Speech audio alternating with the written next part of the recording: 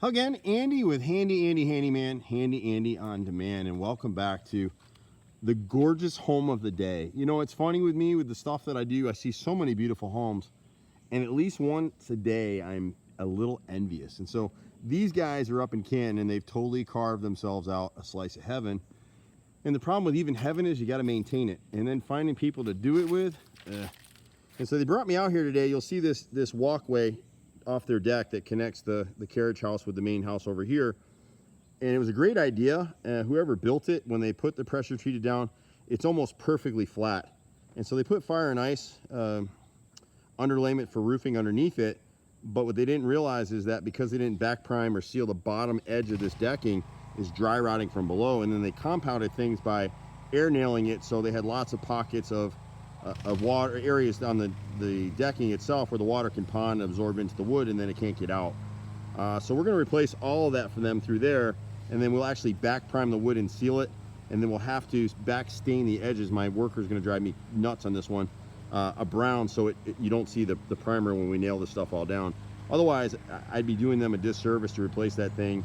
And the trick with decking is you got to use, on something like that, you got to use number one yellow wood. And unfortunately, there's two grades of yellow wood, and so the number one grade wood has lesser knots, it's kill and dried, and it's going to last longer.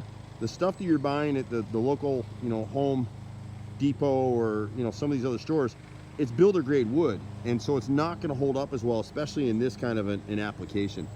If you keep your outside decks stained and sealed up, they'll last forever, even with that builder grade wood. But people don't, and so when you buy builder grade stuff, it's just not going to work out well. So we're looking at the rest of their house, and at this front window right here, you're going to see, and I'm sorry I'm so shaky with this bloody iPod, see the wrinkling in the wood right here? The last person through put some Bondo in it. If I put my hand on that nose, it's rotted all the way through. And part of what's going on is when you've got this vinyl corner up here, right there, see they tried to put some Bondo in that fascia board, and that angled corner piece is rotted too. So you probably need to seal that trim piece right up in there. It's getting water and it's coming right down this area here until it goes there. We see tons of this stuff, so it's little stuff on this house. It's nothing major.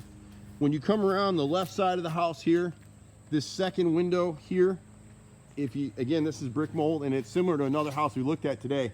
See the gap between that vinyl end stop and the brick mold, and you can see the hole in the bottom right there. And so we can seal all that stuff up. They can break it up. I mean, really, just need to repair that rotted piece for now. Next year, they can come back and we can seal all this trim all the way around the house, paint the windows, and they'll be in good shape again. You can see where it's starting to rot down here a little bit. This center right here is rotted on this particular window. So when you see this wrinkling, see right there? It's just rotted through.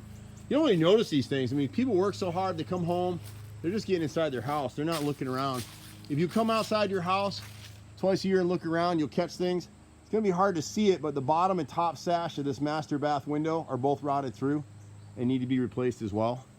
And so we can do that for them. But look at this setting.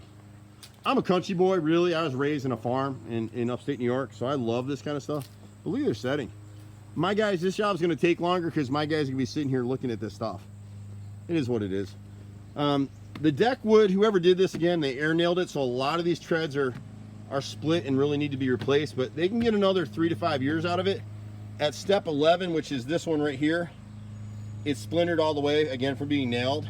And then the next one up here, step 12, if you put your hand on that, it's actually rotted through. And so as a temporary measure, the guys will come through. There's a couple of treads that need to be screwed down. There's one up here, I think it's these top two in this area right here need to be screwed down again. They're loose. And when you come across the deck here, we're actually going to remove all of this decking. There's like 66 pieces across here. We can leave the two at the end of the steps down there. And then they'll back prime it. But you see the condition of it. And again, you see the checking in the wood. Everywhere they nailed something, it's split. And then you can see where it seems dark in the video, like that piece right there is rotted through. You actually fall through if you step through that. And see how it's recessed down in? So like this board got replaced by somebody, but he recessed the screws, and so instead of setting them flush, it's actually ponding water and splitting the wood. He didn't drill a pilot hole, so you can see where he put this screw right there. See the crack in the wood? And that's only a couple years ago. So it doesn't take much.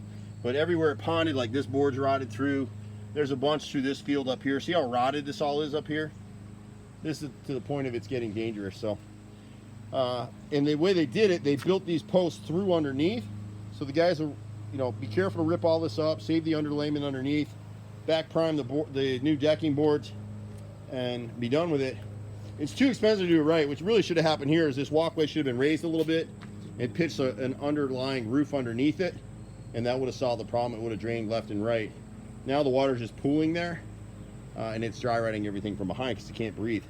If you look at our deck project from this past week, the Trex appearance board that someone nailed around the rim boards on the deck, it totally rotted it out.